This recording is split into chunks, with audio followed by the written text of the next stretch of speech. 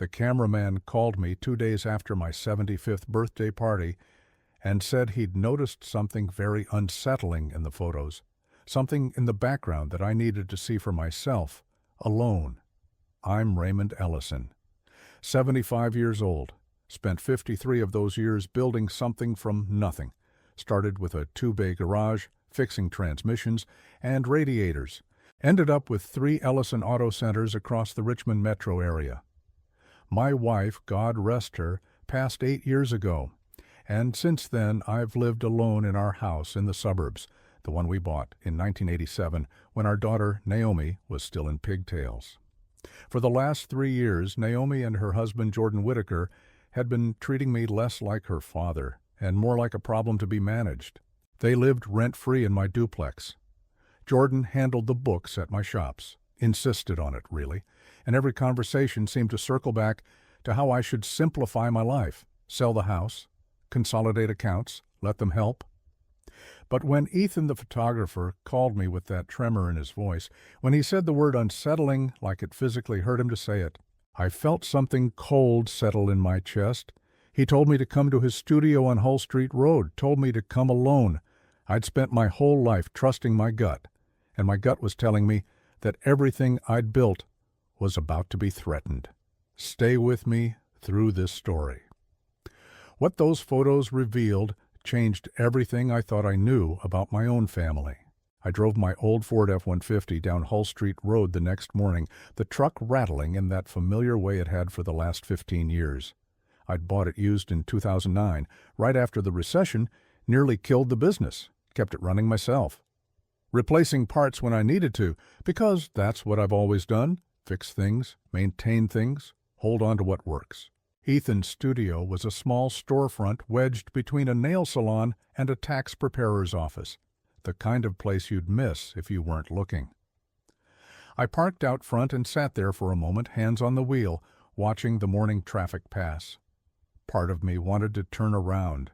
Part of me already knew that whatever was waiting inside that studio was going to cost me something I couldn't get back. But I've never been a man who runs from hard truths. Ethan met me at the door. He was younger than I expected, maybe 30, with the kind of nervous energy that made him seem even younger. He shook my hand and led me to a back room without saying much, which I appreciated. Small talk would have felt obscene. The room was cramped, filled with monitors and hard drives and the smell of stale coffee. He sat me down in front of a large screen and pulled up a folder of images from the party. Most of them were exactly what you'd expect. Naomi arranging flowers, guests arriving, my granddaughter Lily blowing out candles on the cake I'd ordered from her favorite bakery. Normal moments, happy moments. Then Ethan clicked on a subfolder he'd labeled Background Anomalies. He explained that he'd been going through the shots, looking for the best angles, when he noticed something reflected in the antique grandfather clock that stands in my front hallway. That clock had belonged to my father. Solid mahogany, beveled glass, polished to a shine every week for 40 years. It had never occurred to me that its surface could act as a mirror. The first photo showed the front door, guests milling about, me shaking hands with my neighbor Bill Cranston. But in the reflection of the clock's glass face, you could see the back entrance of my house, and standing there, just inside the door, was Jordan. He was looking around, cautious. His body language was all wrong, not the posture of a man arriving at his father-in-law's party, but of someone checking to make sure he wasn't being watched. Ethan clicked to the second photo. My throat tightened. Jordan was kissing a woman, not a peck, not a greeting. His hand was on her waist, her arm wrapped around his neck, their bodies pressed together in a way that left no room for misinterpretation. The timestamp in the corner read 7 minutes before the party's official start time. 7 minutes before my daughter even knew her husband had arrived. I asked Ethan to zoom in on the woman. He did. She was a redhead, mid-30s maybe, attractive in that polished way some women have. But it wasn't her face that made my hands go cold. It was the ring on her finger, a ruby set in white gold, surrounded by small diamonds. I'd know that ring anywhere. I'd given it to Naomi on her 30th birthday. It had belonged to her grandmother, my mother, who'd worn it for 61 years before she passed. Naomi had cried when I gave it to her, said she'd never take it off. Last month, she'd mentioned that it had gone missing from her jewelry box. Jordan had been sympathetic, almost theatrically so. Even suggested I buy her a new one, something more modern.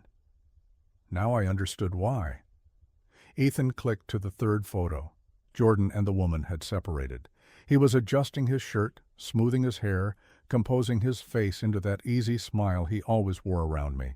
The woman was slipping out the back door toward a car waiting in the alley. I sat there for a long time, staring at the screen. Ethan asked if I was okay. I told him I needed copies of everything. The photos, the metadata, all of it. He nodded and said he'd already made a flash drive for me, that he'd felt I should have it. I thanked him and asked what I owed him. He shook his head and said the work was already paid for, that this was just the right thing to do. I drove home with the flash drive in my pocket, feeling every one of my 75 years in a way I hadn't that morning. When I walked into my house, the grandfather clock was still ticking in the hallway, steady as it had been for decades. I stood in front of it and looked at my reflection in the glass. An old man with white hair and deep lines around his eyes, wearing the same Carhartt jacket he'd worn to work for 20 years. Jordan and Naomi were coming for dinner that night. They'd insisted on it, said they wanted to check in on me, make sure I was doing okay. After the excitement of the party, I went to my home office and sat at the desk where I'd signed every major contract of my life. The computer was old but functional. Jordan had always discouraged me from using it for anything important, said online banking was too complicated for someone my age, that he'd handle it and print me paper statements every month. I logged in to the business accounts anyway. It took me a while. My fingers aren't as quick as they used to be, and Jordan had changed some of the passwords without telling me. But I'd set up those accounts myself back in 2004, and the security questions were still the ones I'd chosen. My mother's maiden name, the street I grew up on, the year I married my wife. What I found made the photos look like a minor betrayal. Over the past 6 months, there had been wire transfers totaling over $150, $1,000, consistent payments of $12,000 every 2 weeks sent to something called Red Ruby Ventures, LLC. The name hit me like a slap. Red Ruby. He wasn't even trying to hide it. I printed everything, every statement, every transfer, every timestamp. Then I sat back in my chair and looked out the window at the yard I'd maintained for 37 years. The oak tree I'd planted when Naomi was born, the garden beds my wife had designed, the fence I'd rebuilt twice with my own hands. They thought I was old. They thought I was slow. They thought I wouldn't notice. That was their first mistake. I didn't sleep that night. Sat in my recliner in the dark living room, listening to the house settle around me, thinking about what I'd seen and what it meant. The dinner with Naomi and Jordan had gone exactly as I expected. Jordan charming and solicitous, refilling my water glass without being asked, Naomi talking about Lily's school projects and how well Jordan was managing the shop finances. I nodded and smiled and said very little, watching them the way I used to watch a customer who I suspected was lying about how the damage to his car had really happened. When they left, Jordan clapped me on the shoulder and told me to take it easy, that I'd earned a rest after all those years of hard work. Naomi kissed my cheek and said she'd call tomorrow to check on me. I locked the door behind them and stood in the hallway, looking at that grandfather clock. The next morning I called Teresa Cole. Teresa and I went back 40 years. She'd been a legal secretary at one of the big firms downtown before she retired, and she had a mind like a steel trap. More than that, she was one of the few people left in my life who I trusted completely. Her husband Frank and I used to fish together on the weekends before he passed. She knew my family, knew my business, knew me. I told her everything, the photos, the ring, the wire transfers. She listened without interrupting, and when I finished, she was quiet for a long moment. Then she gave me a name, Leonard Ruiz at Marcus & Associates. She said he specialized in elder financial abuse and asset protection, that he was expensive but worth every penny, and that I should call him before I did anything else. She also told me not to confront Jordan or Naomi, not yet. Said that men like Jordan were most dangerous when they felt cornered, and that I needed to build my case before I made a move. I took her advice. Leonard Ruiz had an office in the next county over, far enough from Richmond that I wouldn't run into anyone I knew in the waiting room. I drove out there the following afternoon, the flash drive and printed statements in a manila folder on the passenger seat. His office was modest, nothing fancy, just a small suite in a professional building near the courthouse. But when I sat down across from him and started talking, I could see the sharpness in his eyes. He asked the right questions. He didn't waste words. And when I showed him the photos and the financial records, his expression didn't change, but I saw his jaw tighten. He told me he'd seen cases like this before.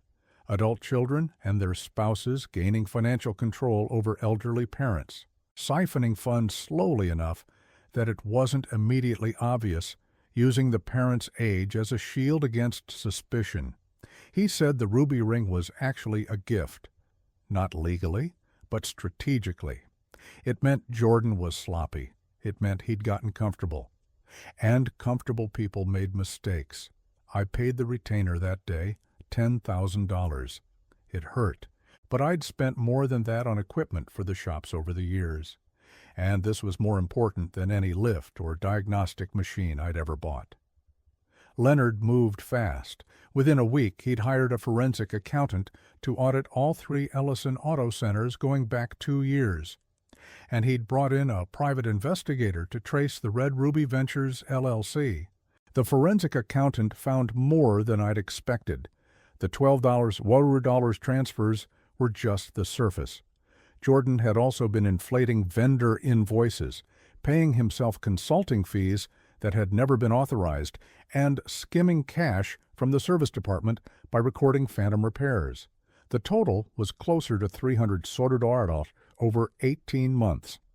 I sat in Leonard's office and looked at the numbers, and I felt something I hadn't felt in years. Not anger. Anger would come later. What I felt was clarity. The fog of confusion and self-doubt that had been settling over me for the past 3 years, the feeling that maybe I really was getting too old to understand my own business, that maybe I should just let Jordan handle things, all of that burned away in an instant. I wasn't confused. I wasn't slipping. I'd been systematically deceived by a man who smiled at my dinner table and called me Dad. The private investigator's report came a few days later, and it was the piece that completed the picture. Red Ruby Ventures, LLC was registered to a P.O. box in a town about an hour west of Richmond, but the investigator had done his job. He'd traced the LLC back to a luxury condo in a new development on the edge of the city, and he'd identified the woman who lived there. Her name was Evelyn Harper. I knew that name. Evelyn Harper had been Naomi's personal assistant for the past 2 years. She helped with scheduling, ran errands, picked up Lily from school when Naomi was busy. She'd been at the birthday party. I remembered her now, quiet, polite, always hovering at the edges. I'd barely noticed her. The investigator had photos of the condo, and in one of them, taken through a window with a long lens, Evelyn Harper was standing in her kitchen, wearing the ruby ring. I closed the folder and sat back in my chair. Jordan hadn't just been having an affair, he'd installed his mistress in my daughter's life, let her into my granddaughter's orbit, paid for her lifestyle with money he'd stolen from me, and given her an heirloom that had been in my family for 3 generations. It was calculated. It was arrogant. And it was the act of a man who believed, with absolute certainty, that he would never be caught. I asked Leonard what my options were. He laid them out clearly. I could go to the police immediately, or I could take steps to protect my assets first and then pursue criminal charges. He recommended the second approach. He said that men like Jordan often tried to retaliate when they were exposed, and that I needed to make sure my business, my properties, and my savings were secured before I made any moves. I agreed. That night, I sat on my back porch with a glass of bourbon and watched the sun go down over the oak tree. I thought about my wife, about the life we'd built together, about the promises I'd made to her before she died. I'd told her I'd take care of Naomi. I'd told her I'd protect what we'd built. I intended to keep those promises, but I also knew that protecting my daughter might mean hurting her first. She loved Jordan, she trusted him, and I was going to have to show her exactly what kind of man she'd married. I finished my bourbon and went inside. Tomorrow I would start putting the pieces in place. And when the time came, Jordan Whitaker would learn that underestimating a 75-year-old man who'd built his life with his own two hands was the worst mistake he'd ever made. The hardest part wasn't the planning, it was the pretending. For the next 3 weeks, I became an actor in my own life. Every time Jordan came to the house, I smiled and nodded and let him talk to me like I was a child who needed things explained slowly. Every time Naomi called to check on me, I played the part of the grateful father, thankful that his daughter and son-in-law were looking out for him. Every Sunday dinner, I sat at the head of my own table and watched Jordan carve the roast like he owned the place, and I said nothing. It went against every instinct I had. I've never been a man who hides what he's thinking. 53 years in the auto repair business taught me that honesty was the only policy that worked in the long run. You tell a customer straight what's wrong with his car, what it'll cost to fix, and how long it'll take. No games, no surprises. That's how I built my reputation. That's how I built my life. But Leonard was clear. If I tipped my hand too early, Jordan would have time to move money, destroy records, maybe even turn Naomi against me before I could show her the truth. So I swallowed my pride and played the fool. And the strangest thing happened. The more I pretended to be weak, the more Jordan revealed himself. It started small. He began making comments at dinner about how the house was too big for me, how the stairs were a fall risk, how maybe I should think about something smaller, all on one level. He mentioned a friend who worked in real estate, said he could get me a good deal on a condo near their place. Naomi nodded along, adding that it would be nice to have me closer, that she worried about me being alone. I told them I'd think about it. The next week, Jordan brought paperwork. He said it was just some routine stuff for the business, tax forms that needed my signature. I put on my reading glasses and made a show of squinting at the pages, turning them this way and that, asking him to explain what I was signing. He was patient at first, then visibly annoyed, then condescending in that particular way he had, speaking slowly, using small words, putting his hand on my shoulder like I was a dog that needed calming. I signed where he pointed, but I also photographed every page with my phone after he left, something my neighbor's grandson had taught me to do last year. Sent them straight to Leonard. 2 of the documents were legitimate tax forms. The third was a limited power of attorney that would have given Jordan control over my bank accounts if I became incapacitated. The fourth was a transfer of deed for the duplex, moving it from my name into a trust that Jordan controlled. Leonard said he'd seen this before. It was a common tactic. Slip the important documents in with the routine ones. Count on the mark being too trusting or too tired to read carefully. He told me I'd signed them in a way that made them unenforceable. Wrong date format, middle initial instead of full middle name. Small errors that a court would catch. I hadn't done that on purpose. I'd just been sloppy because my hands were shaking with anger. Sometimes luck favors the furious. But now I knew for certain what Jordan was planning. He wasn't just stealing from me. He was trying to take everything, my business, my house, my autonomy. He wanted to reduce me to a name on a piece of paper, a signature to be guided, an old man with no legal control over his own life. And he thought I was too far gone to notice. I decided to test how far he'd go. The following Sunday, I mentioned at dinner that I'd been having trouble remembering things, said I'd gone to the grocery store and forgotten why I was there, that I'd lost my car keys twice in 1 week, that I sometimes couldn't recall what day it was. All lies. My memory was fine. But I watched Jordan's face as I spoke, and I saw something flicker behind his eyes. Interest. Opportunity. Naomi looked concerned. She reached across the table and squeezed my hand, asked if I'd seen a doctor. I told her I had an appointment scheduled, that it was probably nothing, just age catching up with me. Jordan nodded sympathetically and said that memory issues were common in men my age, that there were facilities that could help, places with trained staff who knew how to handle these things. He said it so smoothly, so reasonably, like he was doing me a favor by bringing it up. Facilities. He meant nursing homes. He meant locking me away somewhere while he finished picking my life apart. I thanked him for his concern and changed the subject. After they left, I called Leonard and told him what had happened. He said we were almost ready. The forensic audit was complete.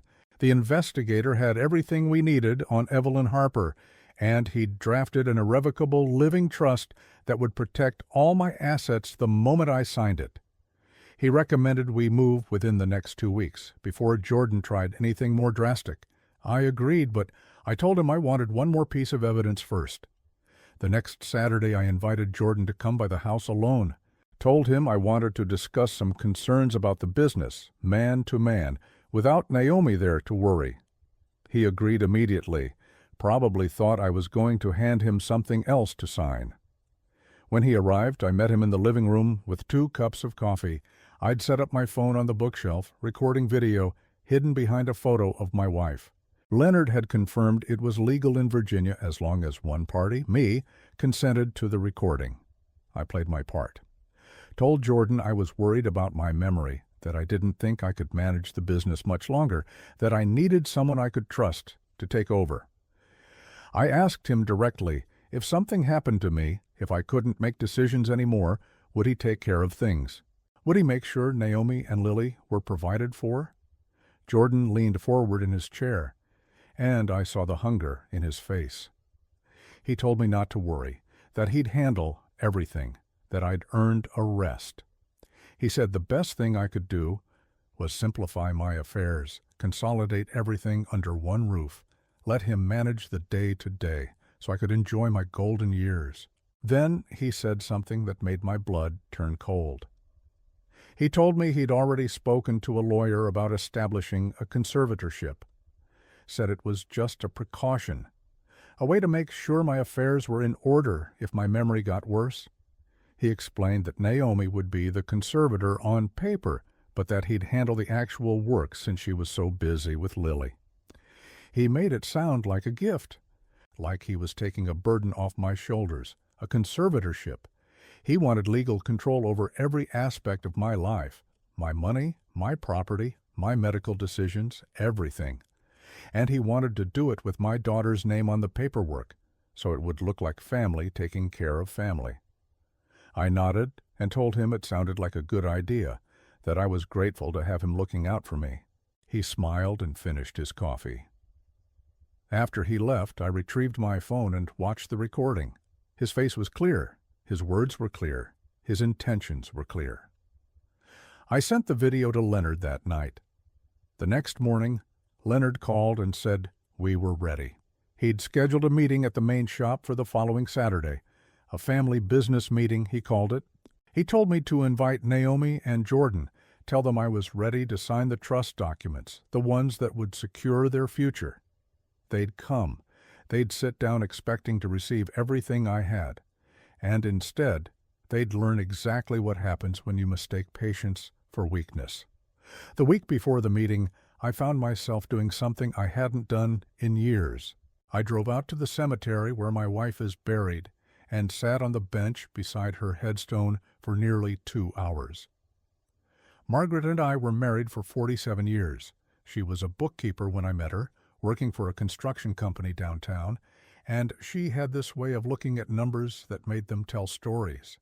She could glance at a spreadsheet and know immediately if something was wrong, if someone was skimming, if the figures didn't add up to the truth. When I started the business, she kept the books for the first 15 years, and not once did we have a problem with the IRS or a vendor or a bank. She kept me honest. and she kept us solvent. She also knew people, better than I did, if I'm being truthful.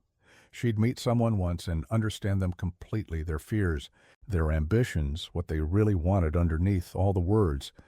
I used to joke that she could see through walls. She'd just smile and say that people weren't that complicated, that most of them told you exactly who they were if you paid attention.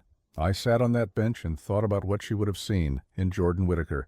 We'd met him 12 years ago, when Naomi brought him home for Thanksgiving. He was charming, I'll give him that. Good-looking, well-spoken, knew how to fill a silence. He asked me questions about the business and actually listened to the answers, or seemed to.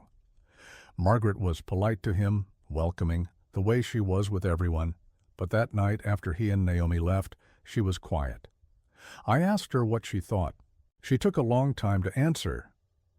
Then she said that Jordan was the kind of man who knew exactly what he was supposed to be, and that she wasn't sure there was anything underneath it. I didn't understand what she meant at the time. I thought she was being hard on him. He made Naomi happy. He had a good job in finance. He treated her well. What else mattered? Margaret never brought it up again. She welcomed Jordan into the family, came to the wedding, helped plan the baby shower when Naomi got pregnant with Lily.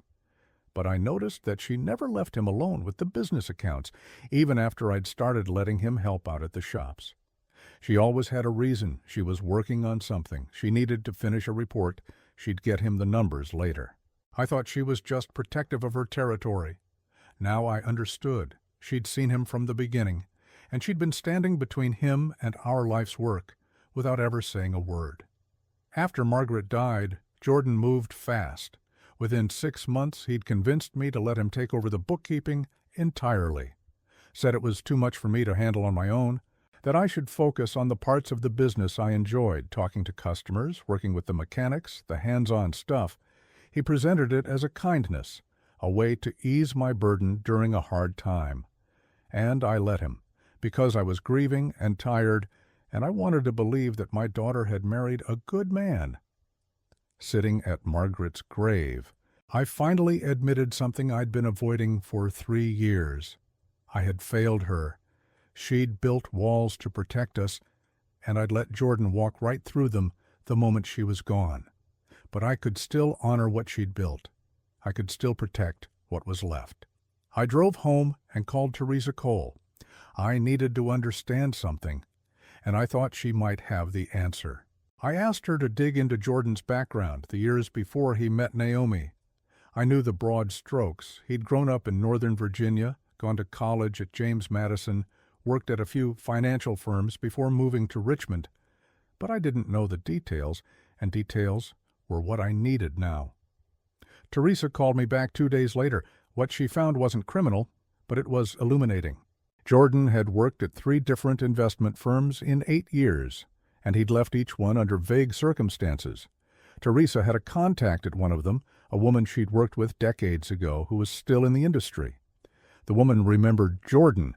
She said he was talented but slippery, that there'd been complaints from clients about fees that didn't add up, about money that moved in ways it shouldn't. Nothing provable, nothing that stuck, but enough that the firm had quietly let him go with a good reference just to get him out the door. The pattern was consistent. Jordan Whittaker was a man who took what he could and moved on before anyone caught him. He'd done it 3 times that Teresa could find, and then he'd met Naomi, and he'd seen something better than a job he'd have to leave. He'd seen a family business. He'd seen an aging owner with a daughter who loved him and trusted him. He'd seen a long game. And then Margaret died, and the last obstacle disappeared. I understood now what was driving him. It wasn't just greed, though greed was certainly part of it. It was something deeper, something more dangerous. Jordan believed he was entitled to what other people built. He believed that his charm and his intelligence gave him the right to take, that people who worked with their hands and built things slowly were suckers who deserved to be relieved of their earnings by someone smarter.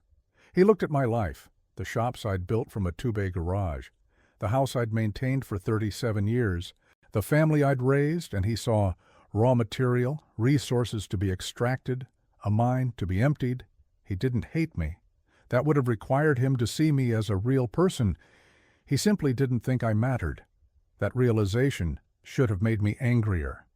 Instead, it made me calm, because I finally understood the shape of what I was dealing with. Jordan wasn't going to stop. He wasn't going to have a crisis of conscience, wasn't going to suddenly realize he was hurting people who'd welcomed him into their family. He would keep taking until there was nothing left, and then he'd move on and find someone else. The only way to stop him was to cut him off completely. I called Leonard that night and told him I was ready. I asked him to walk me through the trust documents one more time to make sure I understood exactly what I was signing and what it would mean. He was patient and thorough, the way he'd been from the beginning. When we finished, I asked him one more question. I asked him what would happen to Naomi. He was quiet for a moment. Then he said that would depend on Naomi. The trust was structured to protect my assets from anyone who'd participated in defrauding me. If Naomi had known what Jordan was doing, she'd be excluded along with him. If she hadn't known, she could remain a beneficiary, but only if she separated herself from Jordan completely. I asked him how I would know which it was. He said I probably wouldn't know for certain until the meeting, that I'd have to watch her face when she saw the evidence, that her reaction would tell me whether I was losing a son-in-law or losing my daughter entirely. I thanked him and hung up. That night I sat in the living room and looked at the photographs on the mantel. Naomi as a baby in Margaret's arms. Naomi at her high school graduation, beaming. Naomi on her wedding day, Jordan beside her. Naomi holding Lily in the hospital, exhausted and radiant. My daughter, my only child, the person Margaret and I had loved more than anything in the world. I didn't know if she was innocent or complicit. I didn't know if Jordan had fooled her as completely as he'd fooled me, or if she'd seen the money and the lifestyle and decided not to ask questions. I didn't know if the woman I'd raised was still in there, or if she'd become someone I didn't recognize. But I was going to find out. Saturday was 4 days away. And whatever happened in that meeting, I was going to face it with my eyes open and my spine straight, the way I'd faced every hard thing in my life. Margaret would have expected nothing less. 3 days before the meeting, I did something that felt almost ceremonial. I went to the main shop on Broad Street, the first Ellison Auto Center, the one I'd built in 1987 when it was just me and 2 mechanics and a prayer that we'd make payroll. I arrived before dawn when the parking lot was empty and the only sound was the hum of the streetlights. I unlocked the front door and walked through the service bays, running my hand along the lifts, the tool cabinets, the diagnostic machines. I knew every inch of this place. I'd poured the concrete for the original floor myself, mixed it in a rented mixer because I couldn't afford to hire a crew. I'd installed the first compressor, wired the first air lines, painted the walls on weekends while Margaret kept the books at a folding table in the corner. 40 years of my life were in these walls. And in 3 days, I was going to fight to keep them. I went to my office in the back, the small room with the metal desk and the filing cabinets that Margaret had organized with her color-coded system. Jordan had moved most of the records to digital files, said it was more efficient, but I'd never let him touch the old paper files. They were mine. They were history. I sat at the desk and opened the bottom drawer. Underneath a stack of old tax returns there was a manila envelope I hadn't looked at in years. I pulled it out and set it on the desk. Inside were the original documents from when I had incorporated the business, the articles of incorporation, the first bank signature cards, the lease for the original 2-bay garage on Mechanicsville Turnpike, and underneath those, something I'd almost forgotten about. A handwritten agreement between me and my first investor, a man named George Pendleton, who'd loaned me $15,000 in 1972 to buy my first lift and diagnostic equipment. George was long dead. He'd passed in 1994, but his loan had been structured in an unusual way. He hadn't wanted interest payments. Instead, he'd asked for a clause that gave him, or his estate, the right to audit the business's books at any time, for any reason, for as long as the business existed. It was a strange request, but George had been a strange man. He'd made his money in tobacco and lost most of it in bad investments, and I think he just wanted to make sure his $15 wasn't going to disappear into someone else's pocket. I'd honored that clause for 22 years, sending George annual reports and letting his accountant look at whatever he wanted. After he died, his estate had never exercised the right, and I'd eventually stopped thinking about it. But the clause was still valid, and George's estate was now controlled by his granddaughter, a woman named Patricia Pendleton, who happened to be a forensic accountant in Washington, D.C. I'd found this out 2 years ago when I received a letter from her firm informing me that she'd inherited her grandfather's interest in the audit clause and asking if I wanted to formally dissolve it. I'd meant to respond, but never had, and eventually the letter got buried under other paperwork. Now I dug it out and read it again. Patricia Pendleton had offered to dissolve the clause, but she hadn't actually done so, which meant it was still active, which meant I had the legal right to bring in an outside auditor at any time without Jordan's knowledge or consent. I called Leonard that morning and told him what I'd found. He was quiet for a moment, then laughed, a short, sharp sound that I'd never heard from him before. He said it was perfect. He said that if Jordan tried to claim the forensic audit was illegitimate, that I'd initiated it out of paranoia or confusion, we could point to the Pendleton clause as independent justification. It gave us cover. It made everything look routine instead of adversarial.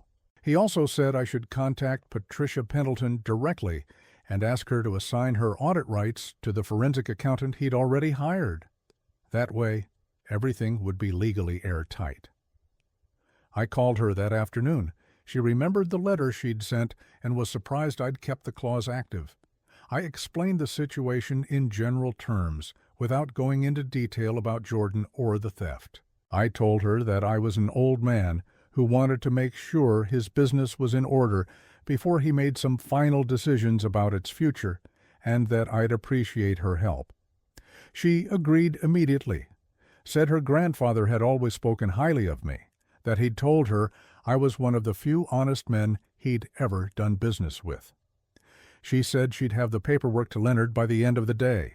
When I hung up, I felt something shift in my chest, a loosening. For weeks I'd been carrying the weight of this thing alone, operating in secret, trusting no one except Leonard and Teresa. Now, for the first time, I had an ally I hadn't expected, a connection to the past that was going to help me protect the future. I spent the rest of the day gathering the last pieces I needed. I drove to the duplex where Naomi and Jordan lived, my property, though it hadn't felt like mine in years, and used my key to let myself in while they were at work. I wasn't there to snoop. I was there to retrieve something specific. In the guest bedroom closet, behind a stack of old boxes, there was a fireproof safe that Margaret and I had installed when we first bought the property. Jordan didn't know about it. The safe contained the original deed to the duplex, the title to my house, and the physical stock certificates for Ellison Auto Centers, Inc. Jordan had digital copies of all these documents, but the originals had never left that safe. Margaret had insisted on it. She used to say that digital files could be altered, hacked, deleted, but a piece of paper with your signature on it was yours forever. I opened the safe and checked that everything was there. It was. I took the stock certificates and the deeds, locked the safe again, and left the duplex exactly as I'd found it. That night, I brought everything to Leonard's office. The original documents, the Pendleton audit agreement, the forensic accountant's report, the investigator's file on Evelyn Harper, the photographs from Ethan's studio, and the video I'd recorded of Jordan talking about the conservatorship. Leonard spread it all out on his conference table and looked at it for a long time. Then he looked at me and said we had everything we needed. He said that in 30 years of practicing law, he'd rarely seen a case this well documented. He said Jordan Whitaker was going to walk into that meeting on Saturday expecting to receive an inheritance, and instead he was going to receive the end of his career and very possibly his freedom. I nodded and told him I was ready. But that night, alone in my house, I didn't feel ready. I felt tired and sad and old in a way I hadn't felt before. Not physically old, my body was fine. My mind was sharp, but old in my soul, worn down by the weight of what I was about to do. I was going to destroy my daughter's marriage. I was going to show her that the man she loved, the father of her child, was a thief and a liar who'd been stealing from her family while he slept in her bed. I was going to break her heart, and I didn't know if it would ever heal, but the alternative was worse. The alternative was letting Jordan finish what he'd started, letting him drain my accounts and take my properties, and eventually put me in a facility somewhere while he spent my life's work on his mistress and his schemes. Margaret would never have allowed that, and neither would I. I poured myself a bourbon and sat on the back porch watching the stars come out over the oak tree. I thought about all the nights I'd sat here with Margaret talking about the business, about Naomi, about the future we were building. I thought about how hard we'd worked, how much we'd sacrificed, how many times we'd chosen the long road because it was the right road. Saturday was 2 days away. I finished my drink and went to bed. I was as ready as I was ever going to be. The day before the meeting, I woke up before sunrise and couldn't go back to sleep. I lay in bed and listened to the birds starting up outside my window, the same sound I'd heard every morning for 37 years in this house. And I thought about what was coming. I've faced hard days before. The day Margaret was diagnosed, the day we buried her. The day I realized the business was failing in 2009, and I'd have to let go of men who'd worked for me for 15 years.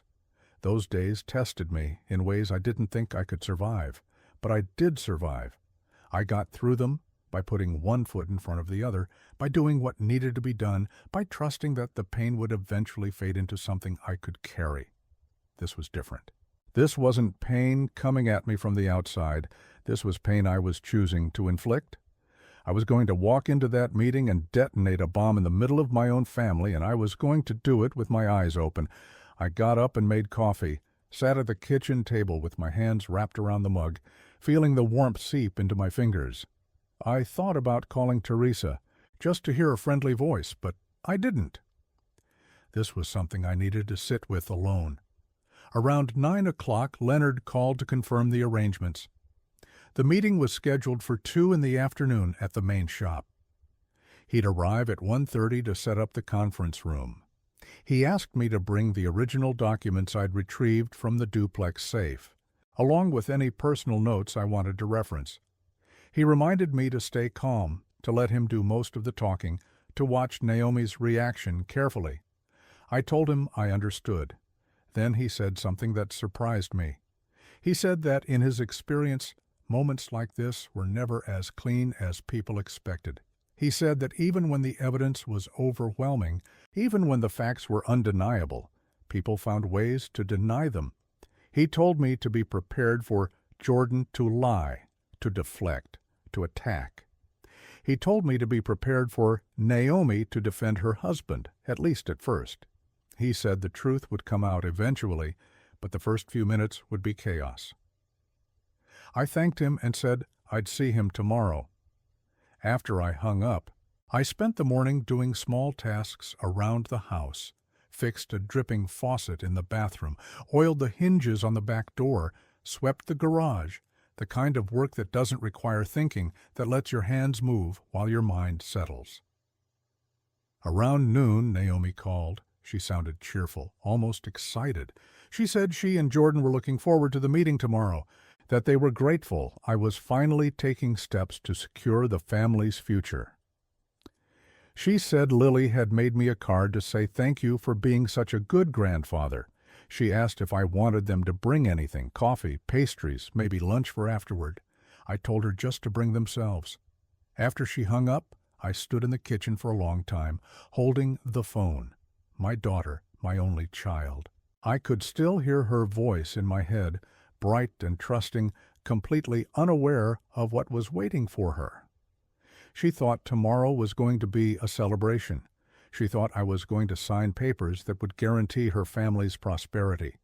She had no idea that her husband had been robbing me for 18 months, that he'd given her grandmother's ring to his mistress, that he was planning to have me declared incompetent so he could take control of everything I owned, or maybe she did know.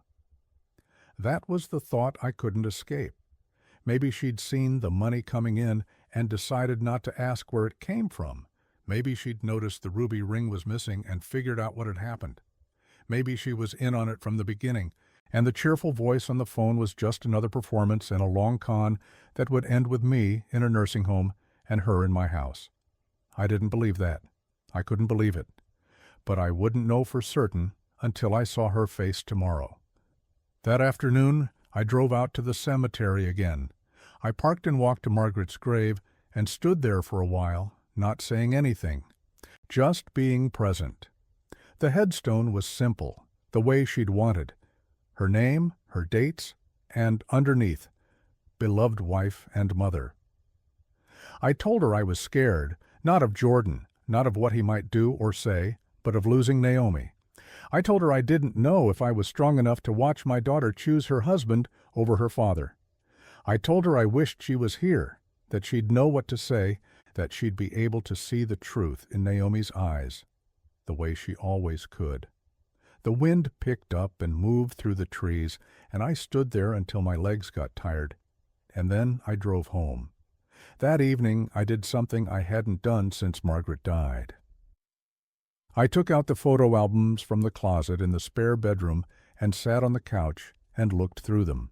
Naomi as a baby, as a toddler, as a gap-toothed 6-year-old on her first day of school. Naomi at her dance recitals, her softball games, her piano recitals where she always played the same Chopin piece because it was the only one she'd mastered. Naomi at her high school graduation, already so beautiful, already so sure of herself. I remembered the day she was born. I was 32 years old, terrified and elated, holding this tiny creature in my hands and promising her that I would always protect her. I remembered teaching her to ride a bike in the driveway, running alongside her with my hand on the seat until she found her balance. I remembered walking her down the aisle at her wedding, Jordan waiting at the altar with that charming smile, and whispering in her ear that I loved her, and I was proud of her.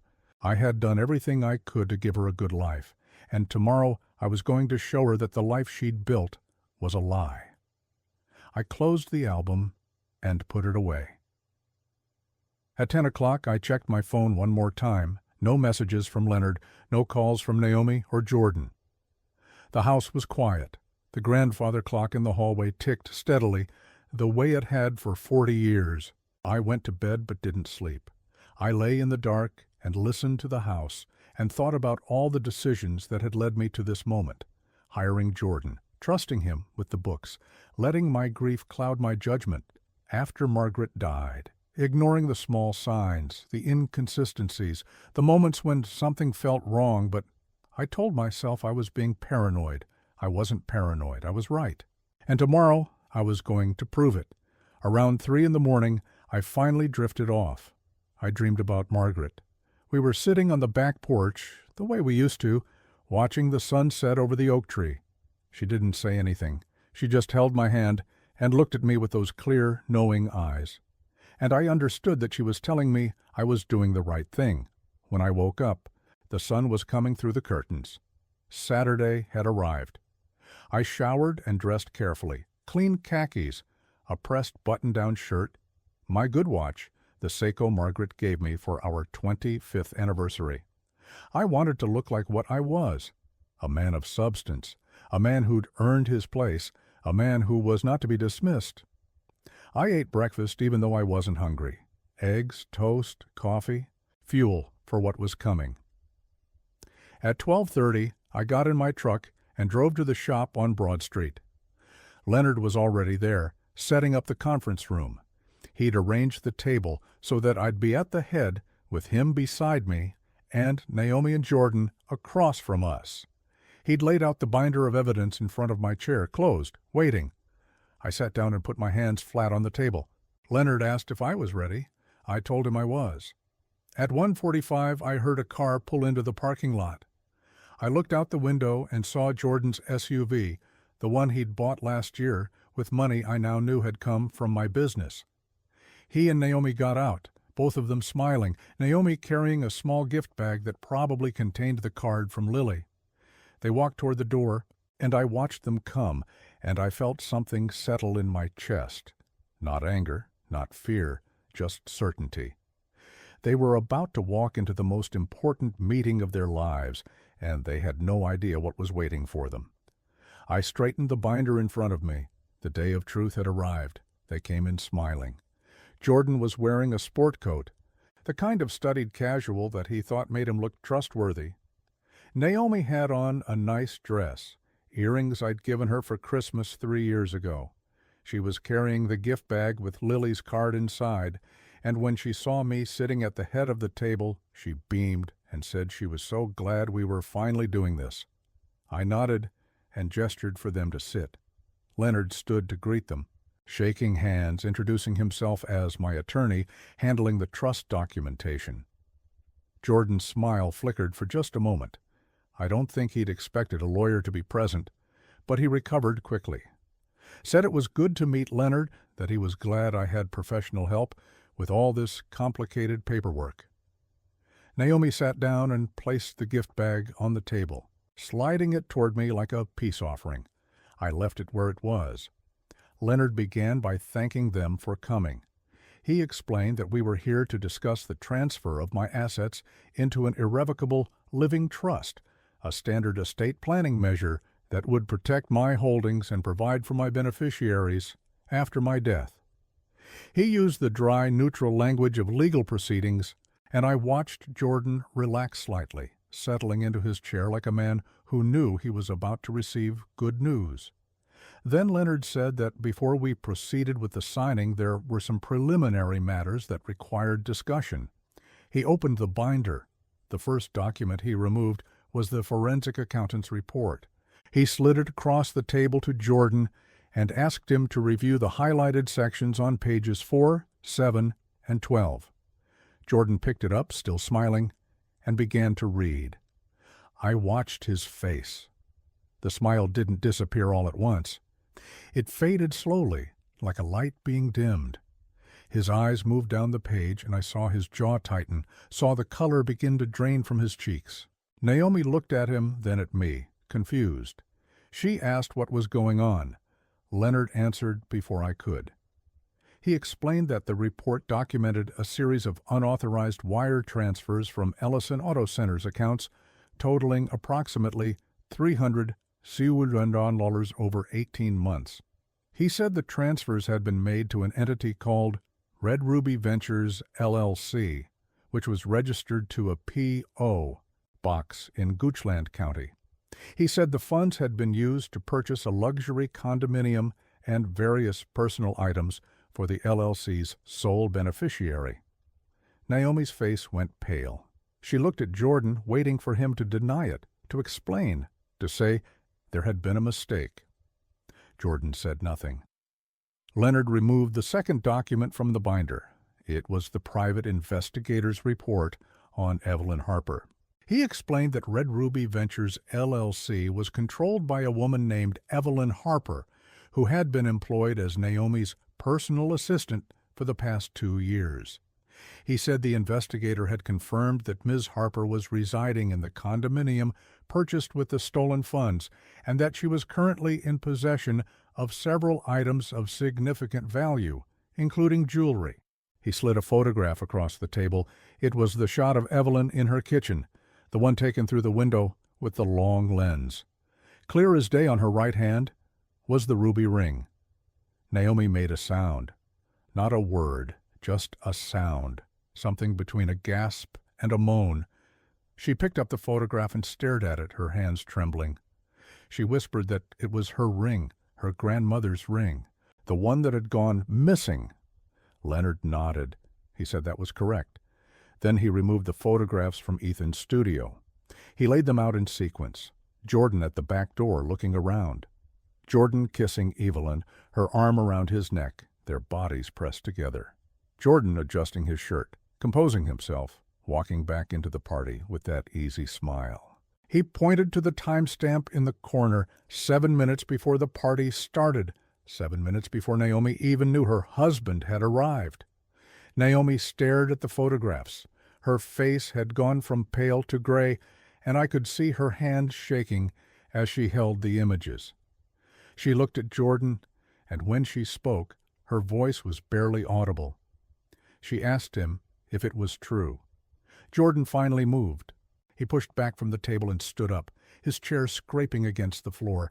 He said this was ridiculous, that the photos were doctored, that the financial report was full of errors, that I had clearly lost my mind and hired people to manufacture evidence against him. He looked at me and said I was a confused old man who didn't understand what he was looking at. I didn't respond. I just nodded to Leonard. Leonard picked up his phone and pressed play on the video I'd recorded in my living room. Jordan's voice filled the room, clear, confident, unmistakable. He was talking about the conservatorship, about how he'd already spoken to a lawyer, about how Naomi would be the conservator on paper, but he'd handle all the real work. He was explaining how I needed to simplify my affairs, consolidate everything, let him manage the day-to-day. He was telling me I'd earned a rest. The video played for 2 minutes. When it ended, the room was silent. Jordan's face had gone from gray to white. He looked at Naomi, then at me, then at Leonard. He opened his mouth to speak, but nothing came out. Naomi stood up slowly. She was still holding the photograph of Evelyn with the ring, gripping it so hard the paper was creasing. She looked at Jordan, and I saw something in her eyes that I'd never seen before. She asked him one question. She asked him, how long? Jordan didn't answer. She asked again, louder this time. She wanted to know how long he'd been sleeping with Evelyn, how long he'd been stealing from her father, how long he'd been planning to lock her father away in a facility while he spent her family's money on his mistress. Jordan started to say something, started to say that she didn't understand, that it wasn't what it looked like, that he could explain, but Naomi cut him off. She told him to stop. She said she didn't want to hear another word from him. She said she'd spent 12 years believing he was a good man, believing he loved her, believing he was building a life with her, and now she knew it was all a lie. Then she turned to me. Her eyes were wet, but she wasn't crying. She was looking at me with an expression I couldn't quite read. Grief, yes, and shock, but something else, too. Something that might have been gratitude. She said she was sorry. She said she didn't know. She said she should have seen it, should have asked questions, should have paid attention, but she didn't, and she was sorry. I stood up and walked around the table and took her hands in mine. I told her she had nothing to apologize for. I told her that Jordan was a professional liar who had fooled people his entire life, that she wasn't the first person he'd deceived, and she wouldn't be the last. I told her that what mattered now was what happened next. Leonard cleared his throat. He explained that the irrevocable living trust had already been signed and filed with the court. All of my assets, the 3 shops, the duplex, my house, my investment accounts, were now protected by the trust. He said that Jordan Whitaker had been permanently removed as a beneficiary due to documented evidence of fraud and financial abuse. He said that Naomi remained a beneficiary, contingent on her complete separation from Jordan. He also said that the forensic accountant's report and the investigator's findings had been submitted to the Commonwealth's attorney that morning. He said that Jordan would likely face criminal charges for embezzlement, fraud, and elder financial abuse, and that the penalties for those offenses in Virginia were significant. Jordan looked at me. His face was a mask. No charm left, no smiles, just cold fury. He said I would regret this. He said he would sue me for defamation, for entrapment, for whatever he could think of. He said I had no idea who I was dealing with. I looked back at him. Calm, steady, the same way I'd looked at every problem I'd ever faced in my life. I told him he had 30 days to vacate the duplex. I told him that if he wasn't out by then, the trust property manager would initiate eviction proceedings. I told him that if he ever contacted me again or attempted to contact Lily, I would seek a restraining order. Then I told him to get out of my shop. He stood there for a long moment, fists clenched, jaw tight.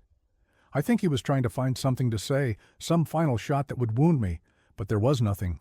He had no leverage, no ammunition, no angle left to play. He turned and walked out. The door slammed behind him. Naomi collapsed into a chair and buried her face in her hands. I sat down beside her and put my arm around her shoulders. We stayed like that for a long time, not speaking. Leonard quietly gathered the documents and stepped out of the room to give us privacy. Eventually, Naomi lifted her head. Her makeup was ruined, her eyes were red, and she looked like she'd aged 10 years in the last hour. But when she looked at me, there was something in her face that I recognized. Strength. The strength of a woman who'd just had her world shattered and was already figuring out how to put it back together.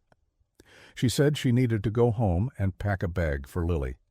She said she was going to stay with her friend Maria for a while until she figured out what came next.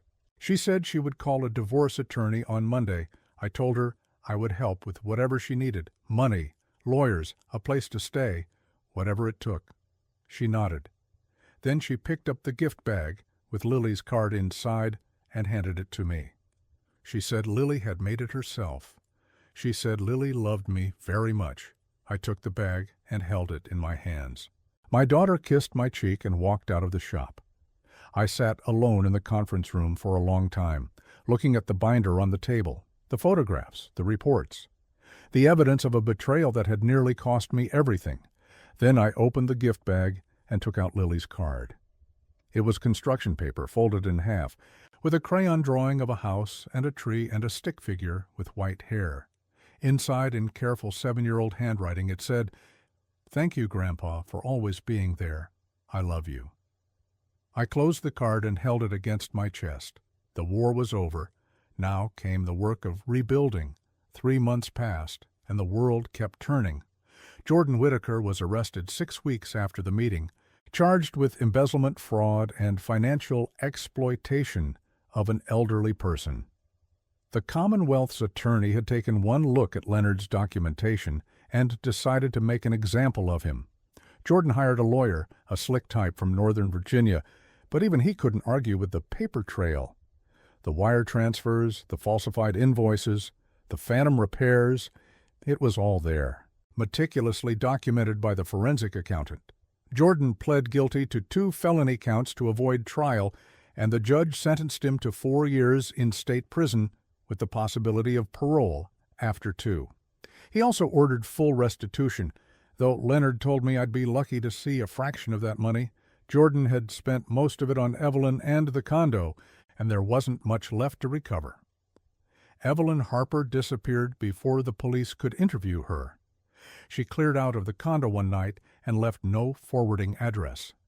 The investigator tracked her as far as Charlotte, North Carolina, but after that, the trail went cold. The ruby ring was never recovered. I told Naomi I'd buy her a new one, something just as beautiful. But she shook her head and said she didn't want a replacement. She said some things couldn't be replaced, and she'd rather remember what the original meant than try to recreate it. I understood what she meant.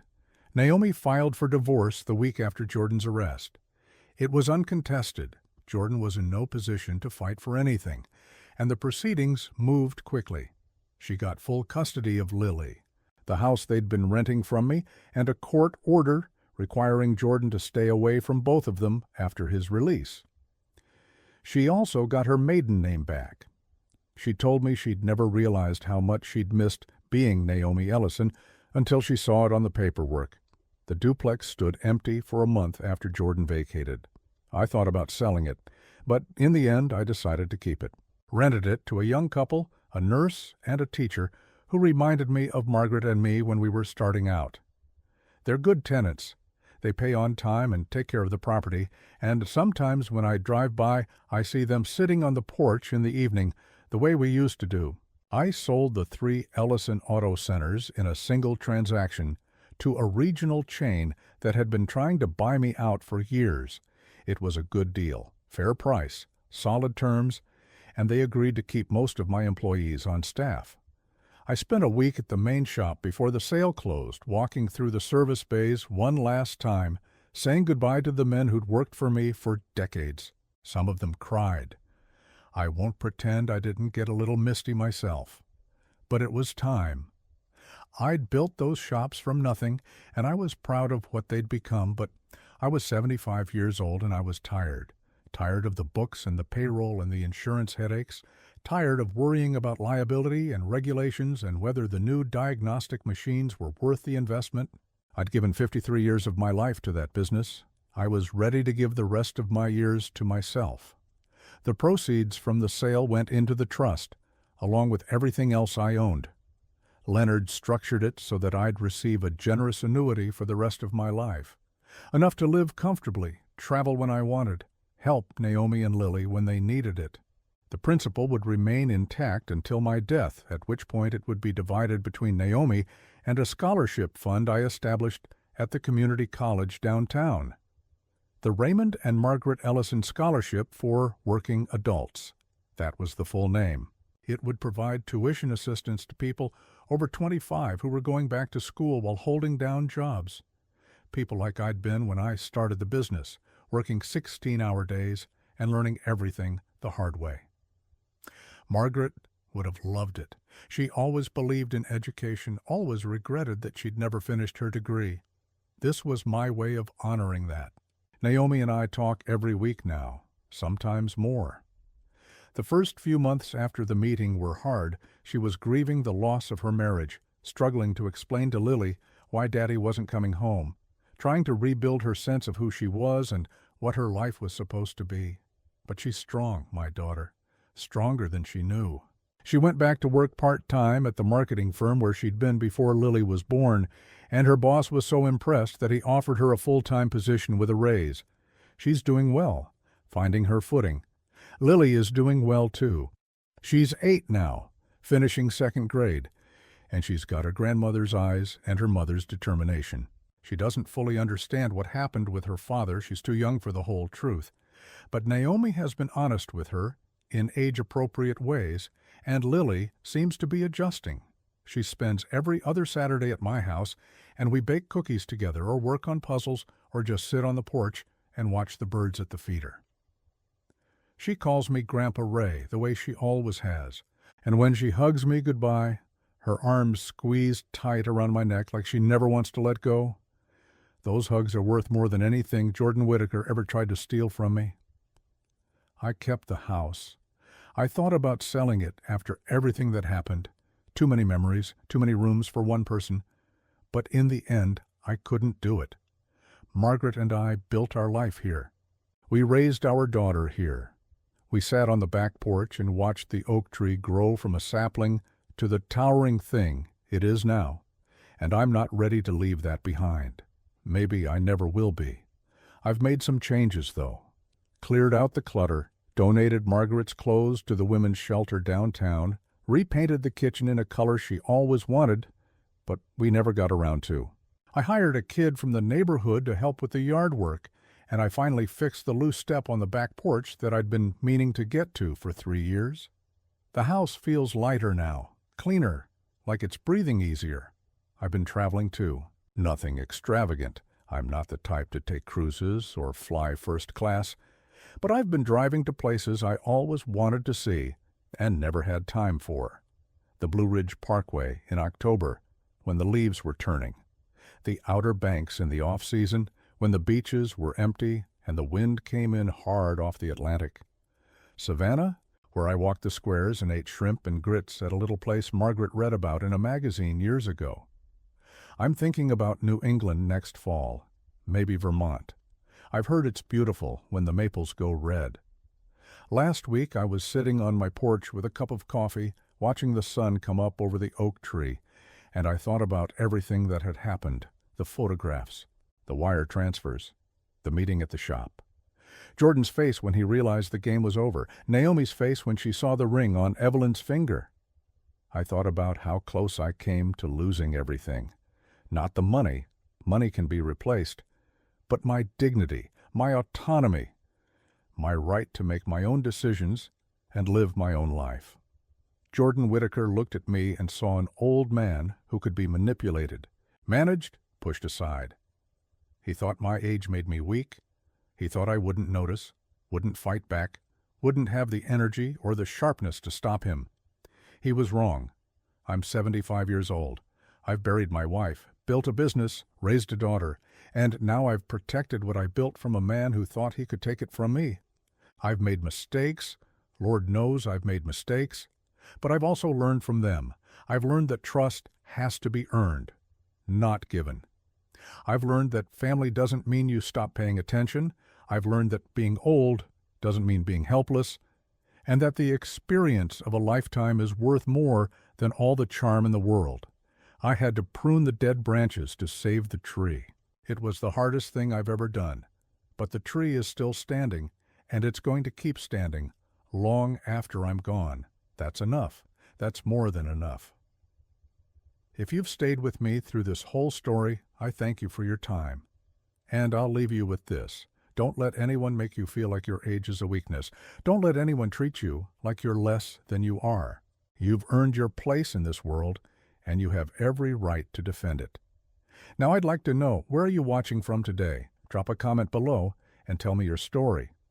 And if this one meant something to you, I'd be grateful if you'd subscribe and share it with someone who might need to hear it.